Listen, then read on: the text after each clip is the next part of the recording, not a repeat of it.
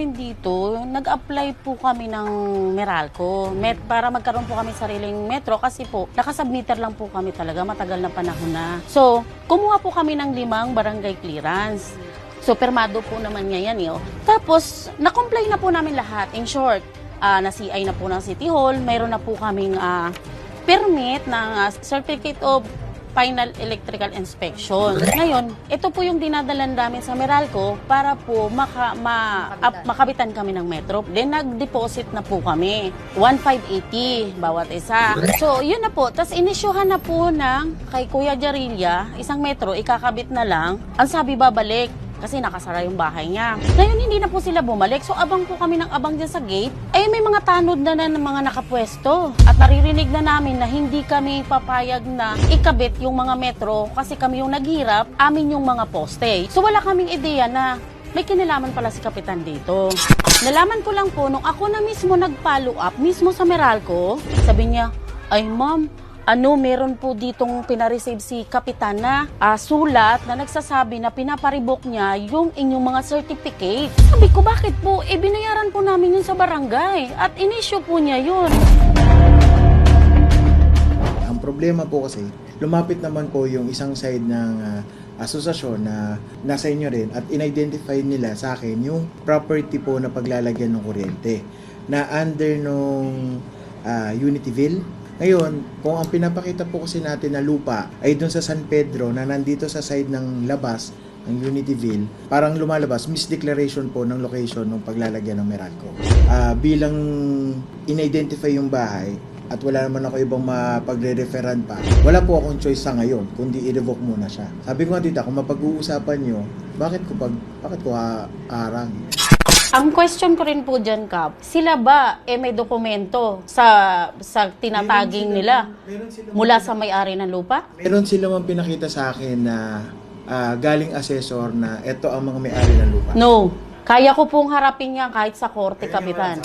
Ma'am, ang problema kasi ang nangyari dito, kaya hindi pwedeng hindi ako makialam kasi dinadahilan po ako ng Meralco na meron clearance. Di dapat po kami, pinagharap nyo po.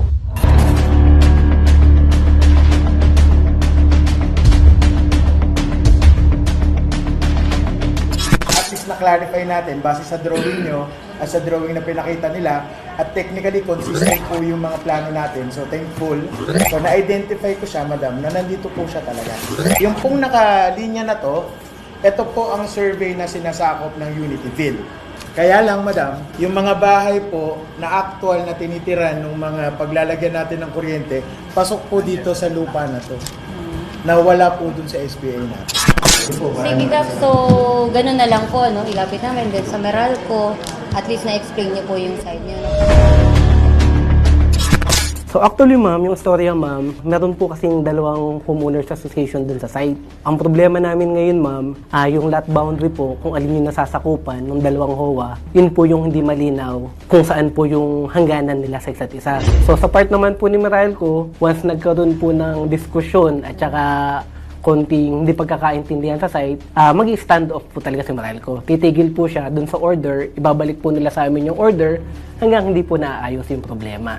So ngayon po, moving forward naman, lumalabas po as per advice naman din po ni Kap, pwede kaming, may schedule po kami sa kanila ngayon para po mapag-usapan kung ano nga po yung pwedeng gawin. Kasi sa part po namin, since na-kompleto yung requirements, kailangan po talaga namin ilabas yung energization.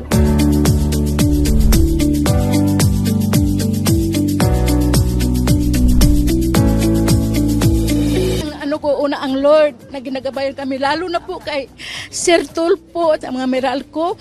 Maraming salamat na nakamit ang aking hinahangad. Sir Rafi, ito na po yung pinapakabit namin kuryente at saka sa alang sa tulong niyo po na nakabitan po kami. Maraming salamat. Marami talaga salamat sa inyo. Na tinutulungan po ninyo ang mga katulad naming mahirap. Maraming salamat po, Sir Rafi. Maraming salamat din po kay Sir Joe ng Meralco at kay Sir Paulo Cruz. At maraming salamat din po kay Kapitan at nalaman na po niya yung totoo at pinagbigyan po niya kami. So, naliwanagan na po lahat. Sa tagal po namin na walang mga metro. Ngayon po, meron na po kami metro. Masayang-masaya po talaga kami, sir. Maraming salamat, Idol Rafi Tulfo! Yay!